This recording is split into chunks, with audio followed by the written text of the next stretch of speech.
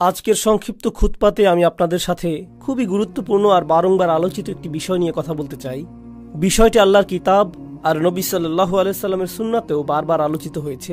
সেই বিষয়টি হলো অনুশোচনা, ক্ষমা প্রার্থনা করা, আল্লাহর কাছে ফিরে যাওয়া। আরবি শব্দটি হলো তাওবা। কোরআনে বহু বহু স্থানে এর উল্লেখ আছে, কিন্তু আমি মূলত একটি স্বীকারোক্তি দিয়ে শুরু করতে চাই। সেটি হলো পৃথিবীর কোনো মানুষই কিন্তু তাওবার ঊর্ধ্বে নয়। আমাদের কেউই নয়, আমাদের কেউই এমন অবস্থানে নেই যে আমাদের আল্লাহর কাছে ক্ষমা চাইবার বা তার কাছে আমাদের কমতির জন্য ফিরে যাবার প্রয়োজন নেই। যেখানে রাসূলুল্লাহ সাল্লাল্লাহু আলাইহি সাল্লাম আমাদের বলেছেন যে তিনি নিজে স্বয়ং আল্লাহর নিকট ইস্তেগফার করেন, তিনি আল্লাহর কাছে প্রতিটি দিন ৭০ বার বা তারও বেশি ক্ষমা প্রার্থনা করেন। তাহলে কিন্তু এমন চিন্তা করার কোনোই সুযোগ নেই যে আমরা আল্লাহর কাছে ক্ষমা চাওয়ার ঊর্ধ্বে উঠে গেছি। এখন বিষয় হলো, অনেকে ভাবতে পারেন যে আল্লাহ রসুল সাল্লাল্লাহু আলাইহি সাল্লাম কেনই বা ক্ষমা প্রার্থনা করবেন? কারণ ক্ষমা তো চাওয়া হয় যখন আপনি কোনো খারাপ কাজ করেন। কেনই বা তবে ইব্রাহিম আলাইহিস সালাম বলবেন ওয়াতুব আলাইনা? তিনি মাত্রই আল্লাহর ঘর নির্মাণ করলেন, আল্লাহ তাকে বিশ্ব মানবতার ইমাম ঘোষণা দিলেন, মূলত তাকে গ্র্যাজুয়েট করে দিলেন, আর তার দুয়াতে এলো ওয়াতুব আলাইনা, আমাদের তওবা কবুল করুন। কিসের জন্য তিনি তওবা করছেন? এটা কিন্তু খুবই গুরুত্বপূর্ণ প্রশ্ন। এটা আসলে স্বীকারোক্তি বড় বড় নবীদের আলাইহিমুসসালাতু ওয়াসসালাম, আমাদের নবী সাল্লাল্লাহু আলাইহি সাল্লাম সহ, যে আমাদের অনেক ভুল ত্রুটি আছে যেগুলো সম্পর্কে আমরা জানি যে কেবল ভুল করেছি, আর অনেক ভুলও আছে যেগুলো সম্পর্কে আমাদের কোনো জ্ঞানই নেই। আল্লাহ আমাকে আপনাকে আমাদের নিজেদের চাইতেও ভালো করে জানেন। এমনকি আমি আপনি যেই ভালো কাজগুলো করি সেখানেও ত্রুটি থাকে। আমি জানি না আমার কাজ ঠিকঠাক মতো হয়েছে কিনা, কিন্তু আমরা সবাই আর কিছুক্ষণের মধ্যে দাঁড়িয়ে যাব, সবাই সালাত আদায় করব, আর সালাতের শেষে আমরা মনে করতে পারি যে আমরা হয়তো আমাদের উদ্দেশ্য পূরণ করতে পেরেছি, সালাতুল জুমায় সালাতের যে অধিকার তা আদায় করেছি। কিন্তু আমাদের প্রত্যেকের হিসেব খাতায় ফেরেশতা কি লিখছেন সেটা আমরা জানি না। আমরা জানি না এই সালাতে আমরা কত নম্বর পেয়েছি, কতটুকু খুশি ছিল তাতে, কতটুকু মনোযোগ আমরা দিয়েছি, কতটুকু ইখলাস ছিল সালাতে, দুপুরের খাবার নিয়ে কতটুকু চিন্তা করেছি, কিংবা অফিসের প্রজেক্ট আর অন্য জিনিস নিয়ে। তাই বাহ্যত দেখে মনে হচ্ছে আমরা সবাই সালাত পড়েছি, সবাই একই দিকে ফিরে, সবাই কাতারবদ্ধ হয়ে দাঁড়িয়েছি, সালাতের শর্তগুলো পালন করেছি আমরা। কিন্তু ভেতরে সেই সালাতের গুণমানটাও লেখা হচ্ছে, শুধু পরিমাণটাই নয়, ঠিক? আর আমরা জানি না সেটার অবস্থা কি। তাই আমরা যে ভুলগুলো সম্পর্কে জানি সেগুলোর সাথে সাথে যেগুলো সম্পর্কে জানি না সেগুলোর জন্য আল্লাহর কাছে ক্ষমা চাই।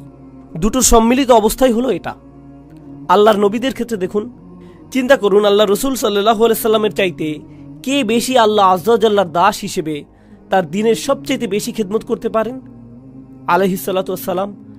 কিন্তু তিনি নিজেও সারাক্ষণ চিন্তা করতেন, হয়তো আমি যথেষ্ট করছি না, হয়তো যা করছি তাতে হচ্ছে না, আল্লাহর কাছে আমার ক্ষমা চাইতে হবে আমার সর্বোচ্চ সক্ষমতাটুকু দিয়ে দিতে না পারার কারণে। আর আল্লাহ আযজা ওয়া জাল্লা সর্বক্ষণ কোরআনে আল্লাহর নবীকে সান্ত্বনা দিচ্ছেন যে না না, তুমি ঠিক মতোই করেছো, তুমি যথেষ্ট করেছো, আমি তোমার উপর সন্তুষ্ট, তোমাকে চিন্তা করতে হবে না। কিন্তু আল্লাহ রসুল এর পরেও শান্ত হননি, তারপরেও তিনি আল্লাহর কাছে ইস্তেগফার করেই যাচ্ছেন। এই বিষয় আমি তুলে এনেছি এজন্য যে আমি সহ এখানে কেউই যেন মনে না করি যেহেতু আমি মিম্বারে দাঁড়িয়ে আপনাদেরকে বলছি তাই আমার এসবের দরকার নেই।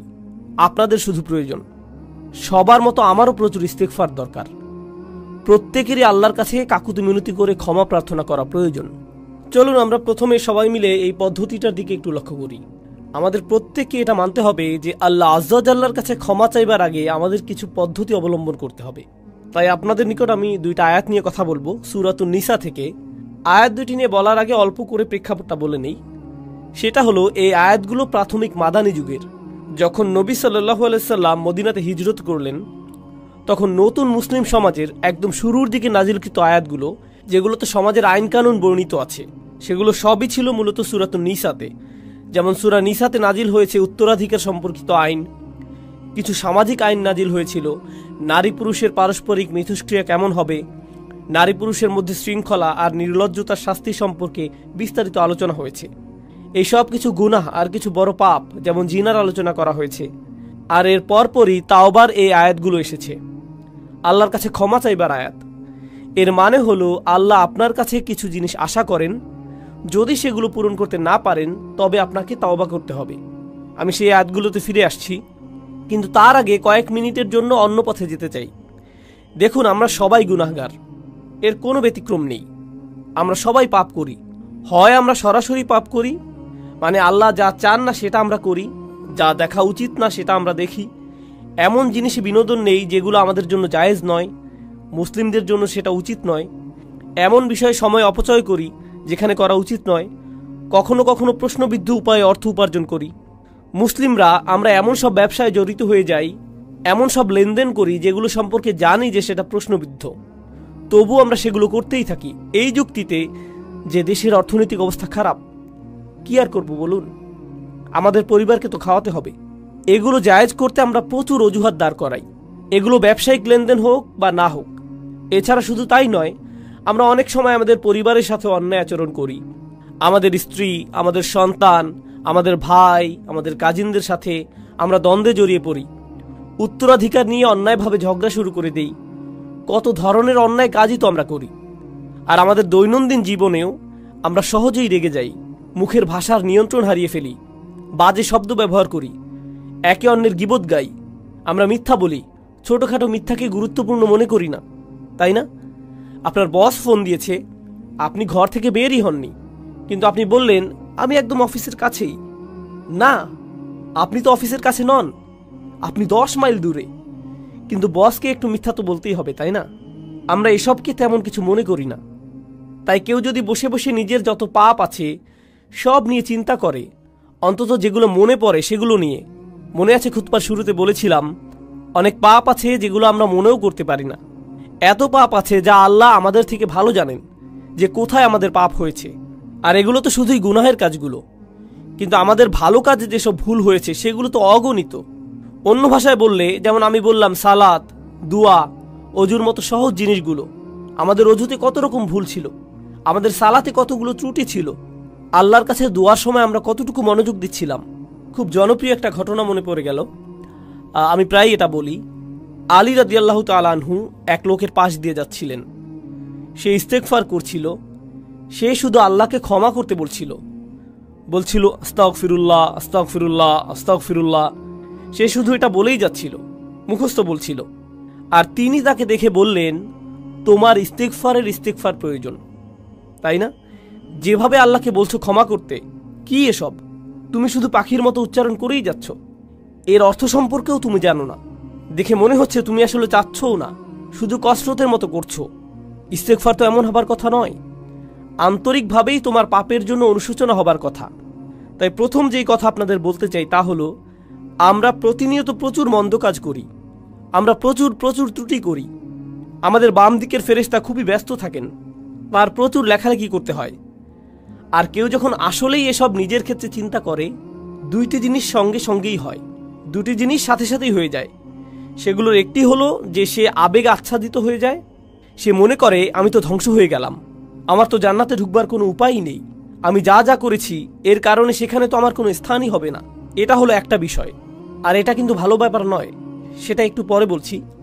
আরেকটা জিনিস যা হয় সেটা মোটামুটি ভালো, সেটা হলো আপনি অন্য মানুষ সম্পর্কে অতিরিক্ত চিন্তা করা বন্ধ করে দেন। দেখুন, আপনি যখন অন্য মানুষ কি ভুল করছে সেটা নিয়ে ব্যস্ত থাকেন, তাদের ভুল, তাদের পাপ, সেই ভাই এমন করছে, ওই বোন এমনটা করছে, এগুলো কিসের লক্ষণ জানেন? তা হলো আপনি আপনার নিজের সম্পর্কে চিন্তিত নন। আপনি নিজের ব্যাপারে এতই নিশ্চিন্ত যে অন্যকে নিয়ে ভাববার অনেক সময় আপনার আছে। এর অর্থ হলো এটাই। এর মানে হলো আমরা নিজেদের ভুল ত্রুটি, নিজেদের পাপ নিয়ে চিন্তিত নই, বরং অন্যদের ছোটখাটো ভুল নিয়ে চিন্তা করার প্রচুর সময় আমাদের হাতে, সেটাই এটার অর্থ। তাই আমরা যদি নিজেদের পাপ নিয়ে চিন্তা করি, তাহলে অন্যেরা কি করেছে সেটা নিয়ে এত না ভেবে নিজেদের অবস্থা সম্পর্কে বেশি দুশ্চিন্তা করতে পারবো। এখন আপনি যদি সত্যি নিজের অবস্থানে চিন্তাবোধ করেন আর ভয়ে আচ্ছন্ন হয়ে পড়েন যে আমার কোনো আশাই নেই, আমার জন্য কোনো ক্ষমাই নেই, তাহলে এই সময় আমাদের আল্লাহ আজ্জা জাল্লার হিদায়াতের প্রয়োজন। কারণ খুবই কষ্টকর আর দুঃখজনক অবস্থা এটা। দেখুন, সবচাইতে কষ্টকর আর সবচাইতে ক্ষতিকর মানসিক অবস্থা হলো একদম নিরাশ হয়ে যাওয়া। সবচাইতে ক্ষতিকর মানসিক অবস্থা এটা। এমনকি অমুসলিমরাও, তারা যখন একেবারে আশাহীন হয়ে যায়, তখন ড্রাগ ওভারডোজ করে, কেউ আত্মহত্যা করে, সব ধরনের অপরাধ করতে থাকে। যখন তারা নিরাশ হয়ে থাকে, নিজেদের নিয়ে আর কোনো আশাই বাকি থাকে না, তখন যা ইচ্ছা তাই করতে থাকে। যখন কেউ নিজের আত্মার একেবারে নিম্নতর অবস্থায় চলে যায়, তখন সেই মানুষের মনে আর কোনো প্রকার আশারই অস্তিত্ব থাকে না। কিন্তু আল্লাহ আজ্জা ওয়া জাল্লা আমাদের আশাহীন করে রাখেননি। আল্লাহ রসুল সাল্লাল্লাহু আলাইহি সাল্লাম আমাদের অনেক আগেই বলে গিয়েছেন, কুল্লু বানি আদম খাত্তাউন, প্রত্যেক আদম সন্তান ভুল করে। অন্তত এখন তো আমরা জানি এই কথাটি, আল্লাহ রসুল নিজেও স্বীকার করেছেন সাল্লাল্লাহু আলাইহি সাল্লাম। কিন্তু এরপর তিনি বলেন, ওয়া খায়রুল খাত্তাইন আত-তাওয়াবুন, ভুলকারী মানুষদের মধ্যে সর্বোত্তম হলো যারা আল্লাহর কাছে ফিরে আসে, তারা ফিরে এসে আল্লাহর কাছে ক্ষমা চায়। অন্যভাবে বললে, আল্লাহ এই দরজা আমাদের জন্য খুলে রেখেছেন। যত পাপই আমরা করি না কেন, আল্লাহ আমাদের পুরো আমলনামা মুছে পরিষ্কার করে দিতে রাজি আছেন, কিছু থাকবে না। যে কোনো সমাজে যদি কোনো অপরাধ করেন, সেটা আপনার পার্মানেন্ট রেকর্ডে চলে যাবে, সেটা আর মোছা যাবে না, সেটা আর সরানো যাবে না, সেটা ওখানেই থাকবে, আজীবন থাকবে, যেন কালো এক মেঘ আপনার উপর। যেসব মানুষ যে কারণেই হোক এসবের মধ্য দিয়ে গিয়েছেন, বের হবার পর তাদের চাকরি খুঁজতে খুব কষ্ট হয়েছে। কেউ তাদের ব্যাকগ্রাউন্ড চেক করলে আর চাকরি দেয় না, কারণ তাদের রেকর্ডে কিছু একটা আছে। আল্লাহ আজ্জা ওয়া জাল্লা আপনার আমলনামা একেবারেই মুছে দেবেন, যদি আপনি আমি আন্তরিকভাবেই আল্লাহর দিকে ফিরে যেতে প্রস্তুত থাকি। যদি আসলেই আমরা চাই এমনটা, আমরা যদি সত্যি আন্তরিক হই, তবে আল্লাহ সুবহানাহু ওয়া তাআলা শুধু কথার কথা বলছেন না, তিনি আসলেই আন্তরিক এক অন্তর চান, যে তার দিকে ফিরে আসবে, এমন অন্তর যা তার নিজের কীর্তির ব্যাপারে সত্যিকার অর্থে লজ্জিত থাকবে। যদি আমরা এমন করতে পারি, তবে আল্লাহ একেবারে শুরু থেকে শুরু করবেন আমাদের জন্য, একেবারে ফ্রেশ স্টার্ট দেবেন। এই আশার আলোই আল্লাহ আজ্জা ওয়া জাল্লা আমাদের সূরাতুল ফুরকানে দিয়েছেন। তিনি আসলেই চরম পদক্ষেপ নিয়েছেন এখানে। তিনি শুধু বলছেন না যে আমাদের পাপ ক্ষমা করে দিবেন, তিনি বলছেন, ফাউলাইকা ইউবাদদিলুল্লাহু সাইয়্যাতিহিম হাসানাত, সেসব মানুষ যারা আসলেই আল্লাহর কাছে ফিরে তওবা করে, আমি তাদের সকল পাহাড় পরিমাণ পাপ কর্ম নিয়ে ভালো কাজে পরিবর্তন করে দেব। অন্যভাবে বললে, শুধুমাত্র আন্তরিকভাবে যদি আপনি আল্লাহর কাছে ফিরে আসেন, তবে আপনাকে যে শুধু লাখো পাপ কর্মের জন্য উত্তর দিতে হবে না তা নয়, বরং তিনি আপনার লাখো পাপ কাজকে লাখো পুণ্যে রূপান্তরিত করে দিবেন। শুধুমাত্র আপনি তাওবা করেছেন এজন্য, শুধুমাত্র এটার জন্যই, শুধুমাত্র এই একটি জিনিস তিনি আমাদের থেকে চাচ্ছেন। আল্লাহ আজ্জা ওয়া জাল্লা আমাদের জীবন আর কতই বা সহজ করবেন। দেখুন, যেসব মানুষ সারাক্ষণ গুনাহ করতেই থাকে, শয়তান তাদের কাছে এসে বলে, তুমি তো এমনিতেও জাহান্নামে যাবে, তার চেয়ে বরং আনন্দ করেই নাও। শয়তান আসলেই এমন বলে, আর তারাও এভাবেই চলতে থাকে। আরে ধুর, আমি আর কী বা করব, তুমি জানো না ভাই, আমি একেবারেই ব্যর্থ, আশাহীন, তার চেয়ে বরং পুরোটাই এনজয় করে নিই। শয়তানের প্রত্যেকটি ওয়াসওয়াসা শুনি, ফাটাফাটি করেই যাই দুনিয়া থেকে, জীবন তো একটাই, এরপর মরে যাব, এটাই হলো তাদের চিন্তা। এমন মানসিকতার জন্য আপনাকে অভিনন্দন। আল্লাহ আজ্জা ওয়া জাল্লা আমাদেরকে কি বলছেন, ইল্লা মান রাহিমা রাব্বুক ওয়ালিযালিকা খালাকাহু মা ইয়াফআলুল্লাহু বিআযাবিকুম। আল্লাহ বলছেন, তোমাদেরকে শাস্তি দিয়ে আল্লাহ কি পাবেন? মনে করো আল্লাহ চান তোমাদেরকে শাস্তি দিতে? আল্লাহ আমাদের কোরআনে এই প্রশ্ন করছেন যে আমাদেরকে শাস্তি দিয়ে তার কি লাভ হবে?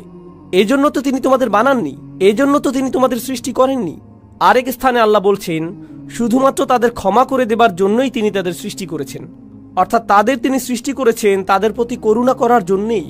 তিনি আমাদের সৃষ্টি করেছেন যেন আমরা তার করুণা অর্জন করতে পারি। তিনি বলেননি তিনি আমাদের জাহান্নামের জন্য বানিয়েছেন, তিনি আমাদের করুণা অর্জনের জন্যই বানিয়েছেন। তিনি আমাদের করুণা করতে চান, এজন্য এই দরজা খুলে রেখেছেন। তিনি আমাদের এক পা আগাতে বলছেন, বাকিটুকু তিনিই পূরণ করে দেবেন। বেশি কিছু করতে হবে না আপনাকে, শুধু তার দিকে একটুখানি ফিরে আসুন, একটুখানি তাকে দিন, আর তিনি সেই দরজাগুলো খুলে দিবেন। এখন এই ভূমিকার শেষে আপনাদেরকে সূরা নিসার 2টি আয়াত নিয়ে বলতে চাই, যেগুলোকে আমি সবচাইতে গুরুত্বপূর্ণ আয়াত মনে করি। এই আয়াতগুলোর জন্য আপনাদেরকে প্রস্তুত করতে বলে নেই, এটা হলো আমার আর আপনাদের জন্য একটা হোমওয়ার্ক। সাধারণত খুতবা থেকে হোমওয়ার্ক অ্যাসাইনমেন্ট দেওয়া হয় না, কিন্তু আমি একটা দিচ্ছি। আমি চাচ্ছি আপনারা বাসায় যে এক টুকরা কাগজ নিয়ে তাতে আপনার মতে একটা পারফেক্ট দিনের বর্ণনা লিখুন। যদি আজকে রাতে ফেরেশতা আসে আপনার আত্মা নিয়ে যেতে, যদি মৃত্যুর ফেরেশতা আপনার জান কবজ করতে আজকে রাতে আসে, আর মুসলিম হিসেবে দিন যেমন হওয়া উচিত ঠিক তেমনটি আমার ছিল কিনা, তাহলে আমি অন্তত বলতে পারবো যে আমি মুসলমানের মৃত্যু পেয়েছি, আমি পুণ্যবান মৃত্যু পেয়েছি, সুন্দরভাবে মারা গিয়েছি। এরকম দিন দেখতে কেমন হবে? কোন সময় ঘুম থেকে উঠবো আমি? আমার স্ত্রী সন্তানদেরকে কি বলবো? কোন সময়ে আর কোথায় নামাজ পড়বো আমি? হয়তো আমি অফিসেও যাব সেদিন, কিন্তু সেখানে আমার আচরণ কেমন হবে? সেক্রেটারির সাথে কিভাবে কথা বলবো? আমার চোখ কোথায় থাকবে? আমি কম্পিউটারে কি দেখব? আমার বসের সাথে কতটা সৎ থাকবো আমি? আমি যদি জানি সেই রাতেই ফেরেশতা আসবে, তবে সেই দিনটা কেমন যাবে? মুসলিম হিসেবে একটা পারফেক্ট দিন দেখতে কেমন হবে? এই দিনটি কিন্তু আপনার ক্ষমার বাইরে যাবার দরকার নেই। দিনটি হতে পারে যে কোনো সাধারণ দিন। আপনার যা করা উচিত তাই করছেন। এতে যেসব জিনিস থেকে দূরে থাকার কথা আপনি দূরেই থাকছেন। খুব একটা কঠিন না কিন্তু আপনি যদি বিস্তারিত রুটিন করতে চান নিজের জন্য, আমরা সবাই এক এক রকম, আমিও ভিন্ন রকম, কিন্তু যদি নিজের একটা বিস্তারিত রুটিন বানান যেখানে পারফেক্ট একটি দিন কাটাবেন, আর সেই দিনের সবচাইতে গুরুত্বপূর্ণ অংশ হলো দিনটির খুঁটিগুলো। একটি বিল্ডিংকে যেভাবে খুঁটিগুলো ধরে রাখে ঠিক সেভাবে, তাই না? ঠিক তেমনি আমাদের দিনকে ধরে রাখে 5টি খুঁটি, 5টি সালাওয়াত, 5টি নামাজ। তো আপনার রুটিনের সেই অংশটি যেন ঠিক থাকে, খেয়াল রাখবেন এটা যেন থাকে। এর মাঝে কি করেন, এগুলোর মধ্যখানে কি করেন? ইন্না সলাতা কানাত আলাল মুমিনিনা কিতাবাম মাওকুতা। যেটা অর্জন করা সম্ভব সেটার প্রতি আমার আপনার কাজ করা উচিত। এটা আমি আপনি কিন্তু অর্জন করতে পারি। আমার দৈনন্দিন চিত্র এমনই হওয়া উচিত। কিন্তু কেন এমন হয় না দিনগুলো? কেন দেরিতে ঘুম থেকে উঠি আমি? সম্ভবত দেরিতে ঘুমাতে যাই। তাই কেন এত দেরিতে ঘুমাতে যাই? কারণ সম্ভবত মধ্যরাত পর্যন্ত আমি মুভি দেখি। সম্ভবত সেটা বন্ধ করে সময় মতো ঘুমাতে যাওয়া উচিত আমার। কেন দোয়া করার সময় আমার কখনো কান্না আসে না? সম্ভবত আমি অনেক দিন যাবত আল্লাহর ঘরে যাইনি, তার কাছে যাইনি।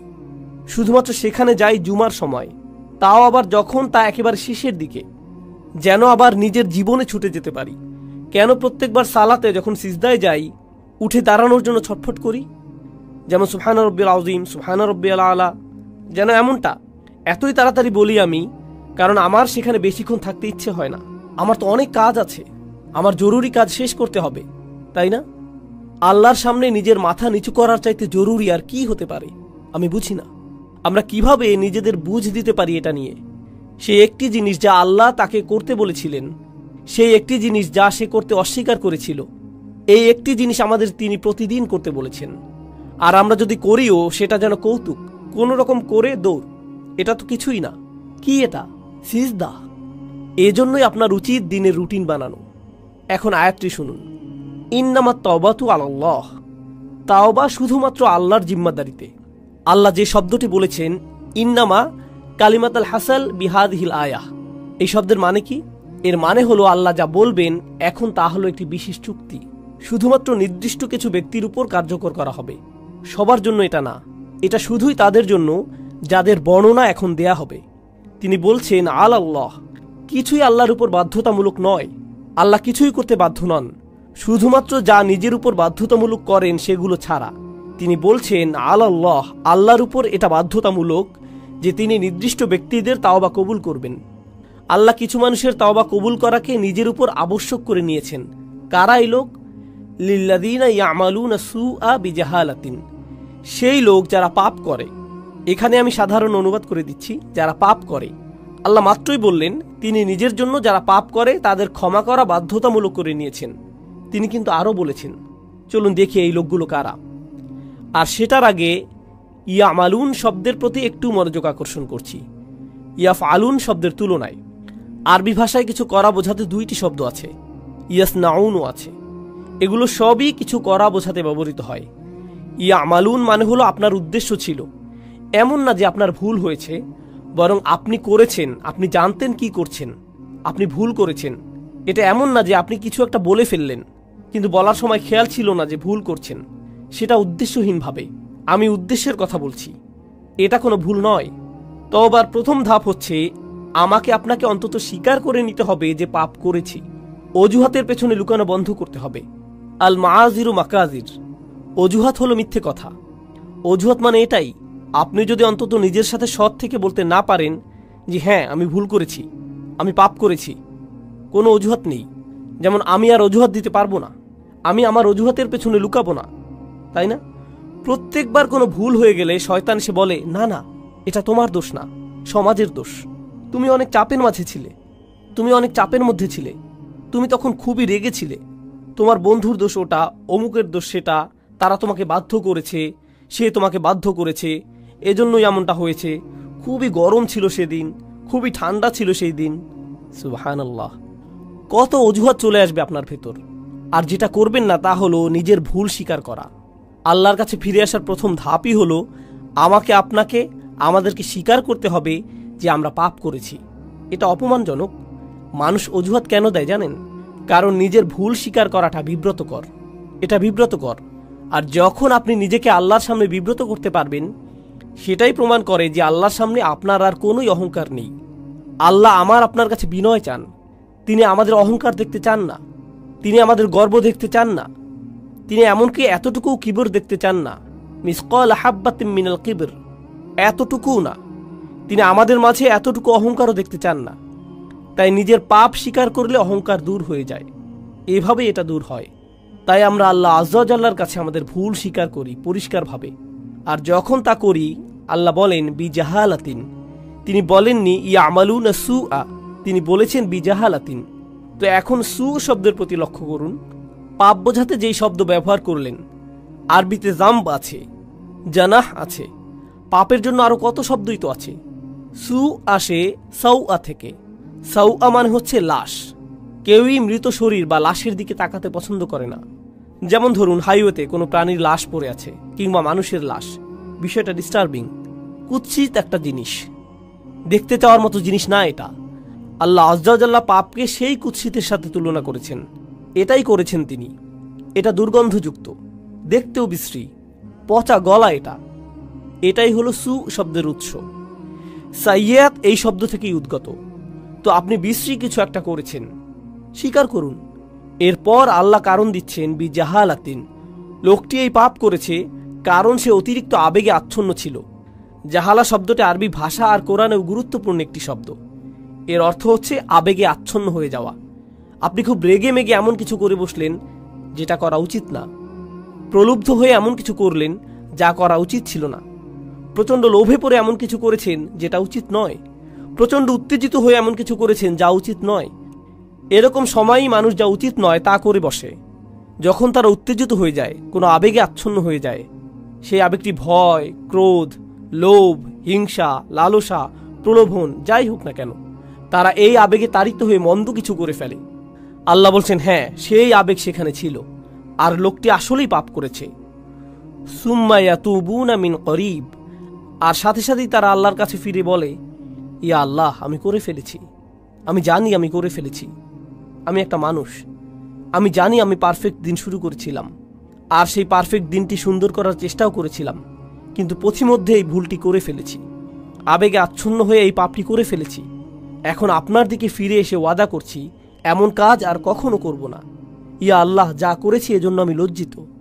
এখন আপনি আল্লাহ আয্যা ওয়া জাল্লার সাথে কথা বলছেন। এই কথোপকথন আরবিতেই হতে হবে এমন কোনো কথা নেই, কিন্তু আপনি নিজের ভাষাতে এই কথা বলতে পারেন।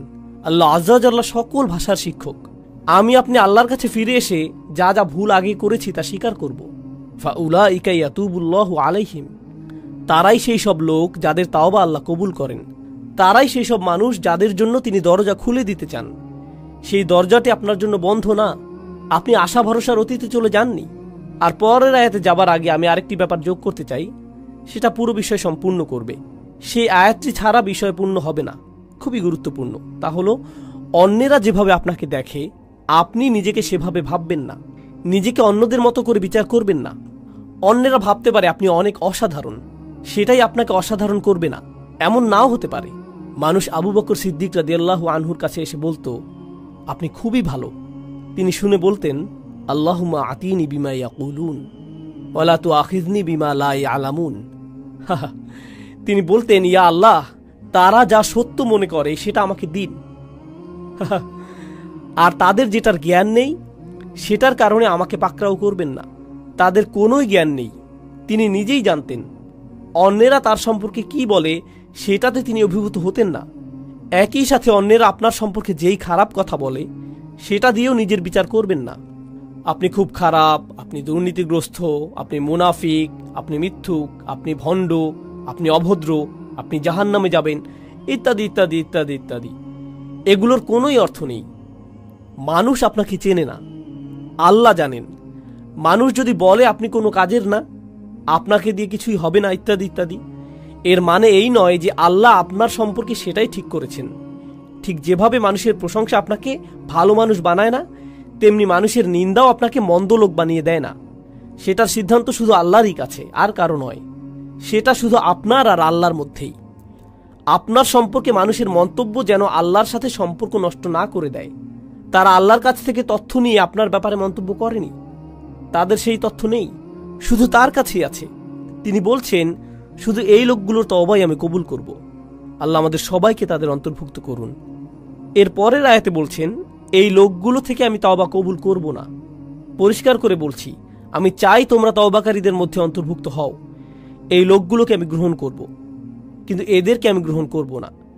লাইসাতুত তাওবাতু লিল্লাযীনা ইয়ামালুনা সাইয়্যাত, যারা পাপ করতে থাকে একের পর এক। আগের আয়াতে শব্দটি ছিল সু, মুফরাদ, একবচন। এখন আমরা পাচ্ছি সাইয়্যাত, বহুবচন। এর মানে হচ্ছে সে বারবার গুনাহ করে আর বলে, আরে আস্তাগফিরুল্লাহ, করা উচিত ছিল না, কিন্তু কালকে আবার করব, এরপর আবার আস্তাগফিরুল্লাহ বলবো, সমস্যা নেই। তারা নিজেদের পাপের প্রতি আসক্ত না, বারবার তারা করতেই থাকে না। নিজেদের বলে না তাওবার দরজা তো খোলাই আছে, আমি আরেকটু মজা করে নিতে পারি। এটা আসলে হলো খ্রিস্টান মানসিকতা। আমি রবিবার যে ক্ষমা চেয়ে নেব, পুরো সপ্তাহ পার্টি করে নেই, তাই না? এরপর রবিবার আবার যে খাতা পরিষ্কার করে আসব। এভাবে আমাদের দিন চলে না। আল্লাহ নিশ্চিত করেছেন যেন আমরা তার দিন নিয়ে এভাবে খেলা না করি।